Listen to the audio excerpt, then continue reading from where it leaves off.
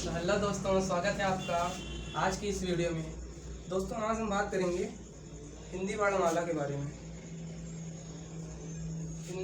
या हिंदी अल्फ़ाबेट्स। आज हम हिंदी के बारे में देखेंगे और आज का हमारा टॉपिक कौन सा है? वर्णमाला। बहुत ही बेसिक से एक एक कॉन्सेप्ट को क्लियर करते हुए हम आगे बढ़ेंगे। आज हम देखेंगे वर्णमाला के बारे में। वर्णमाला क्या है, वर्णमाला के कितने भेद होते हैं, वर्णमाला में कौन कौन से अक्षर को क्या कहते हैं। ठीक है, तो आइए हम देखते हैं। पहले हम देखते हैं वर्ण किसे कहते हैं। पहले हम एक एक करके देखेंगे। वर्ण किसे कहते हैं, माला किसे कहते हैं, और इन दोनों का जो मेल हुआ है इनको हम क्या कहते हैं, वर्णमाला किसे कहते हैं। तो आइए हम पहले देखेंगे वर्ण किसे कहते हैं। पहले हम डिफिनेशन लिखेंगे, वर्ण किसे कहते हैं। समझने के लिए बता दूं, वर्ण क्या है, समझने के लिए बता दूं, वर्ण क्या है। वर्ण भाषा की सबसे छोटी इकाई को क्या कहते हैं, हम वर्ण कहते हैं। सबसे छोटी इकाई क्या कहते हैं, वर्ण कहते हैं। और वर्ण को ही ध्वनि कहते हैं, है ना। सबसे छोटी इकाई कौन सी है हमारी, ध्वनि या वर्ण, है ना। तो एक चीज तो क्लियर हो गई, वर्ण को हम ध्वनि भी कह सकते हैं और ध्वनि को वर्ण भी कर सकते हैं। तो भाषा की, लिख लीजिए, भाषा की सबसे छोटी इकाई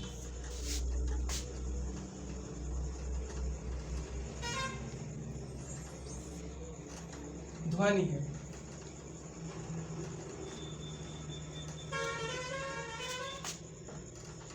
जिसे हम वर्ण या अक्षर भी बोलते हैं।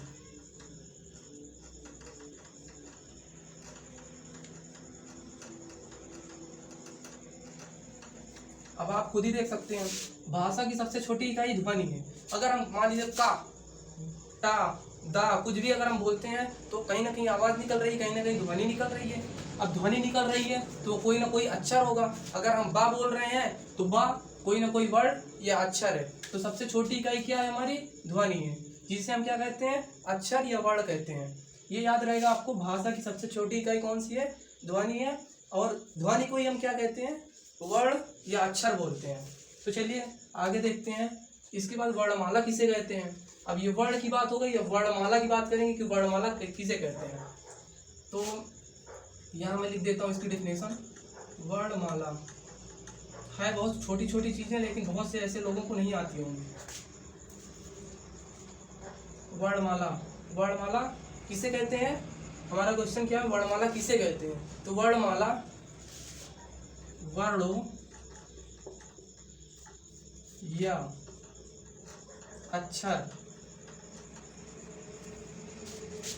के, अक्षरों के, क्योंकि एक नहीं होंगे ना, अनेक होंगे, अक्षरों के व्यवस्थित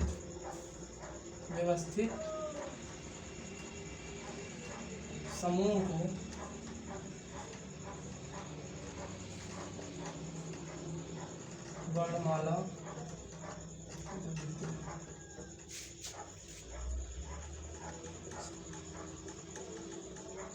वर्णमाला कहते हैं। ये क्लियर हो गया। वर्णमाला किसे कहते हैं, वर्णों या अक्षरों के, वर्णों या अक्षरों के व्यवस्थित मतलब एक क्रमबद्ध रूप को या समूह को हम क्या कहते हैं, वर्णमाला कहते हैं। मान लीजिए का के बाद खा आता है, गा के बाद घा आता है, तो ये हमारा क्या है, व्यवस्थित समूह है। अगर हम बोले का के बाद ता आता है तो ये हमारा गलत हो जाएगा। इसीलिए यहाँ पे लिखा हुआ है वर्णों या अक्षरों के व्यवस्थित समूह को, व्यवस्थित मतलब क्रमबद्ध रूप को वर्णमाला कहते हैं। अगर एक के बाद सी आता है तो ये गलत हो जाएगा, अगर एक के बाद बी आता है ये सही है। ठीक है, तो ये क्या हुआ, हमारा व्यवस्थित समूह हुआ। वर्णमाला समझ में आया होगा, वर्णों या अक्षरों के व्यवस्थित समूह को। मान लीजिए कि हमारे पास एक मोतियों की माला है। मान लीजिए कि यहाँ पे किस चीज़ की बात कर रहे हैं, यहाँ वर्ण की बात कर रहे हैं, हमारे पास मोती की है, ये मोती है और हमको माला बनाना है। तो एक मोती से तो माला बनेगी नहीं, अगर एक मोती होगा तो वो मोती ही कहलाएगा। और यहाँ माला की अगर मोती की माला बनाना है तो उसमें अनेक मोतियों को शामिल करना पड़ेगा। अगर हम मान लीजिए यहाँ पे ढेर सारी अगर मोती लगाएंगे तभी तो हमारी माला बनेगी, है ना। और अगर हम अगर यहाँ पे केवल एक को लगा देते हैं, यहाँ पर अगर एक को हम लगा देते हैं, ये माला नहीं कहलाएगी, ठीक है। तो माला किसे कहते हैं, मोती की माला किसे कहते हैं, जो अनेक मोतियों से मिल करके एक क्रमबद्ध रूप में जड़ी हो, उसे ही हम मोती की माला कहते हैं। और यहाँ पे हमारा दिया है वर्णमाला। वर्णमाला किसे कहते हैं, वर्णों के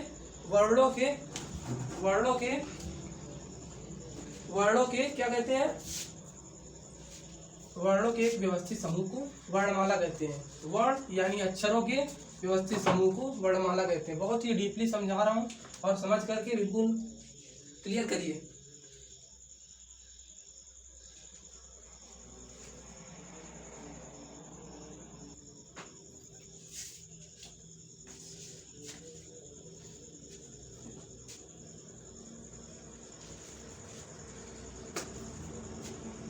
चलिए, गर्मी बहुत ज़्यादा है तो आइए देखते हैं आगे। इसके आगे हमारा क्या आता है, शब्द के बारे में देख लेते हैं। ये हमारा वर्ड हुआ, सबसे छोटी इकाई थी। अब हम शब्दों के बारे में देखेंगे। शब्द,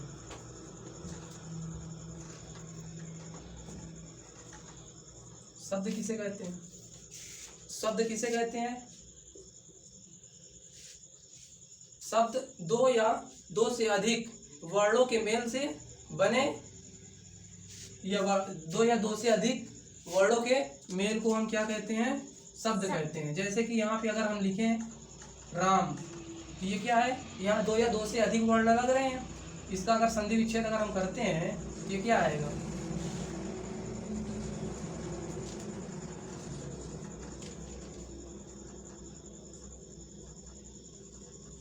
यही होगा।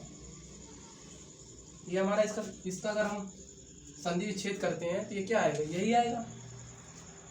तो यहाँ दो या दो से अधिक वर्ण है, ये वर्ण है हमारे अलग अलग करके, ये वर्ण हो गए और इन्हीं के मेल को हम क्या कहते हैं, शब्द। इसे हम शब्द कहेंगे, ठीक है। ये बात समझ में आई होगी। इसे हम क्या कहते हैं, शब्द कहते हैं।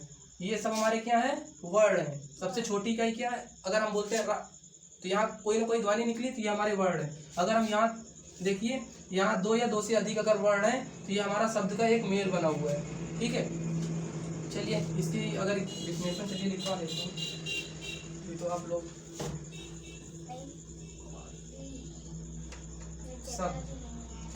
शब्द लिख लीजिए। शब्द किसे कहते हैं, दो या दो से अधिक वर्णों के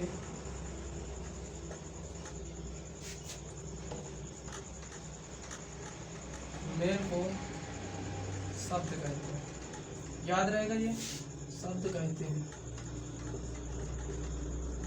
बहुत ही आसान है, ये सबसे छोटी सबसे डीपली लेकर के जा रहा है। शब्द किसे कहते हैं, दो या दो से अधिक वर्णों के मेल को शब्द कहते हैं। दो भी हो सकते हैं, दो से अधिक भी हो सकते हैं। जैसे यहाँ वर्णमाला ही लिखा हुआ है, बहुत सारे इसमें वर्ण हैं, अलग अलग करके अगर संधि विच्छेद करेंगे तो हमारे बहुत सारे वर्ण आ जाएंगे यहाँ पे। तो शब्द किसे कहते हैं, दो या दो से अधिक वर्णों के मेल को शब्द कहते हैं।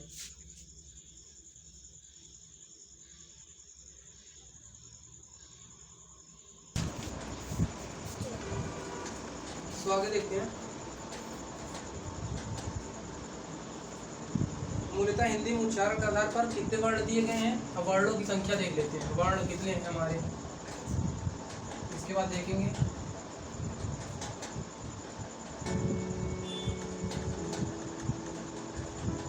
हिंदी में वर्ण कितने होते हैं,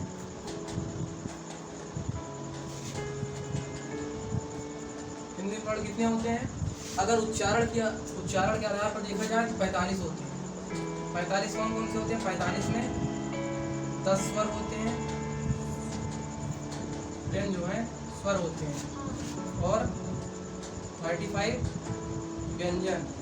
इसके आगे मैं बात करूंगा व्यंजन किसे कहते हैं, स्वर किसे कहते हैं, और उच्चारण के आधार पे कौन कौन से हैं, और इसके अलावा लेखन के आधार पे कौन कौन से हैं, तो सभी की मैं बात करूंगा।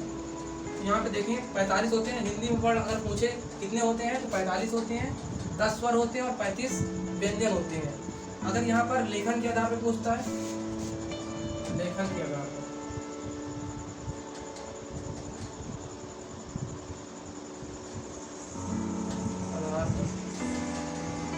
लेखन के आधार पर, लेखन के आधार पर कितने होते हैं, कितने होते हैं 52 वर्ण। 52 में कौन कौन से होते हैं, 13 स्वर, 13 स्वर हो गया है। इसके अलावा 13 स्वर,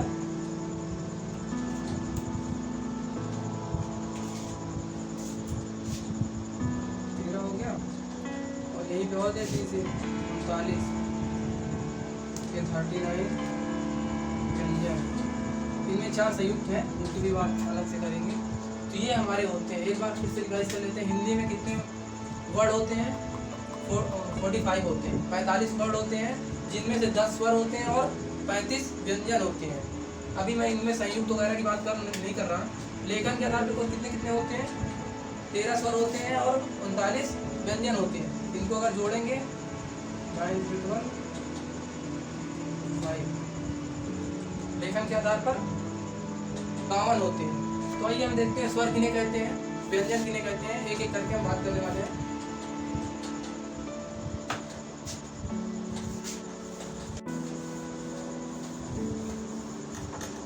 लीजिए स्वर।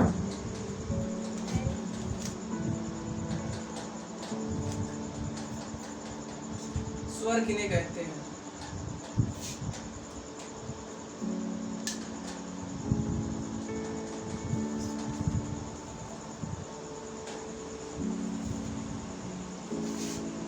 स्वर किन्हें कहते हैं।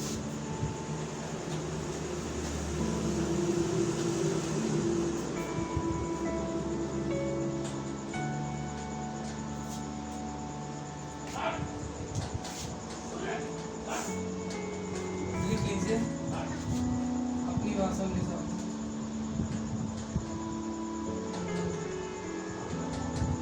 बिना किसी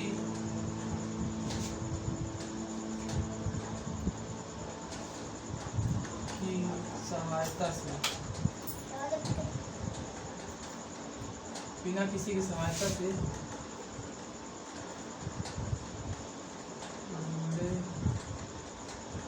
जाने वाले वर्ण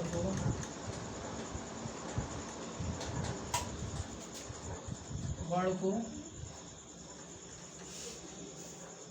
स्वर कहते हैं। समझ में आ गया होगा। इसकी दूसरी भी डिफिनेशन लिखवा दे रहा हूँ। स्वतंत्र रूप से,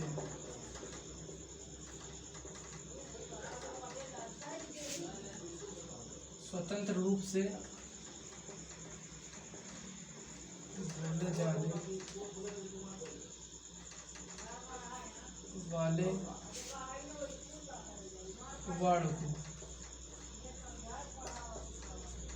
वर्ण को क्या कहते हैं, स्वर कहते हैं। स्वर कहते हैं। संख्या इसकी कितनी होती है, मैंने लिखवाया है। स्वरों की संख्या,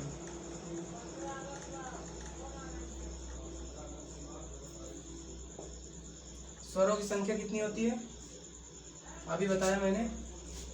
अगर उच्चारण के आधार पर देखा जाए तो कितने होते हैं, 10 होते हैं। अगर लेखन के आधार पर देखा जाए तो 13 होते हैं। तो स्वरों की संख्या 13। उसके बाद व्यंजन देखते हैं। अभी ये स्वर नहीं लिखवाऊंगा, छोटा आ बड़ा ये तो लिखवाऊंगा नहीं, अभी इसको लिखवा दूंगा। व्यंजन,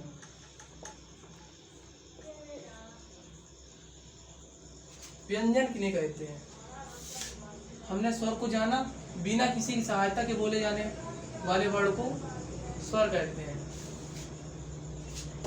एग्जाम्पल देख लीजिए, जैसे आ,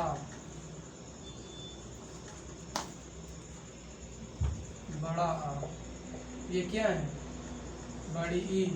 ये बिना किसी की सहायता से अब यहाँ पे किसी की सहायता नहीं लेनी पड़ रही है, और यहाँ पे क्या है, स्वतंत्र रूप से बोले जाने वाले आ, किसी की सहायता नहीं, कोई भी व्यंजन किसी चीज की सहायता नहीं, और आराम से बोल सकते हैं। इन्हें स्वतंत्र रूप से बोले जाने वाले को स्वर कहते हैं। व्यंजन किन्हें कहते हैं? स्वरों की सहायता से